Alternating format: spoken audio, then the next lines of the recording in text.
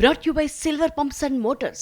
Top quality और consistent performance के लिए सिर्फ सिल्वर पंप्स नाम याद रखना। వామ్మో ఏం మాటలేవి, మిసైల్ల లాంటి పదునైన మాటలు, బుల్లెట్ల లాంటి ఘాటైన పదాలతో కాంగ్రెస్ బీజేపీ నేతలు తిట్టుకుంటున్నారు. తెలంగాణ రాజకీయాల్లో ఎప్పుడూ లేనంత ఘాటు పదాల్ని ప్రయోగిస్తున్నారు. బీప్ సౌండ్ వేసి మరీ బయట వేసేంతలా తిట్టుకుంటున్నారు. తెలంగాణ రాజకీయం అసలు ఎందుకింత హాట్గా అయిపోయింది? సీఎంపై ఈటల చేసిన వ్యాఖ్యలతో అగ్గిరాజుకుంది. ఈ ప్రభుత్వానికి తలా లేదు, తోకా లేదు. ముఖ్యమంత్రి ఓ తుగ్లక్ అంటూ రేవంత్ పై ఘాటు వ్యాఖ్యలు చేశారు ఎంపీ ఈటల రాజేందర్. ప్రజల జోలికి వస్తే ఖబర్దార్ అంటూ హెచ్చరించారు. ఈ ముఖ్యమంత్రి అంటాడు తుగులకు నీకేదో ఓట్లేస్తే ముఖ్యమంత్రి పై కుర్చీ మీద కూర్చొని ఇవాళ మా ప్రజల్ని ఏడిపించుకుంటావు అంటే నువ్వు శాడిస్ట్ అయితేనే ఏడిపించుకుంటావు. గుర్తుపెట్టుకో, నువ్వు శాడిస్ట్ ఉండవు.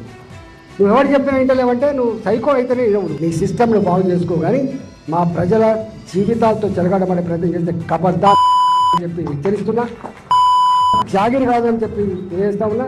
ఈటల చేసిన ఈ వ్యాఖ్యలకు కాంగ్రెస్ నేతలు కూడా అంతే ఘాటుగా రియాక్ట్ అయ్యారు. తాను తిడితే ఈటల తట్టుకోలేరని జగ్గారెడ్డి హెచ్చరించారు. ఇంకోసారి ఈటల నోరు జారితే గుంజిలు తీస్తామన్నారు. అనుకోకు అట్లా నేను తిట్టుడు స్టార్ట్ చేస్తే ఊరేసుకొని చచ్చిపోతావు ఈటల రాజేందర్. మళ్ళొక్కసారి కాంగ్రెస్ పార్టీ పట్ల కానీ ముఖ్యమంత్రి రేవంత్ రెడ్డి పట్ల కానీ కాంగ్రెస్ మంత్రుల పట్ల కానీ నోరు జారితే నిన్ను నడి రోడ్ల బట్టలిప్పి గుంజలు తీపిస్తారు కాంగ్రెస్ పార్టీ. షామీర్పేటలోని ఎంపీ ఈటల ఇంటి ముట్టడికి యూత్ కాంగ్రెస్ నేతలు యత్నించారు. అయితే కాంగ్రెస్ నేతలు తన ఇంటిని ముట్టడించడాన్ని ఈటల తప్పుబట్టారు. కాంగ్రెస్ సీనియర్ నేతలకు సోయుంటే హైదరాబాద్ లో రియల్ ఎస్టేట్ ఎందుకు పడిపోయిందో చెప్పాలన్నారు. పాలకుడు అనేవాడు అభివృద్ధి చేయాలి, కానీ ఈ ప్రభుత్వం చేస్తుంది ఏంటని నిలదీశారు ఆయన. ఎవడు ఒరుతాడో, ఎవడి సంస్కారహీనుడో, ఎవడికి శ్రద్ధత లేదో, ఎవడు అబద్ధాల కోరో, ఎవడు ప్రజలను వంచే వాళ్ళో నేనెందుకు చెప్పాలి? ప్రజలు ఆల్రెడీ చెప్తున్నారు.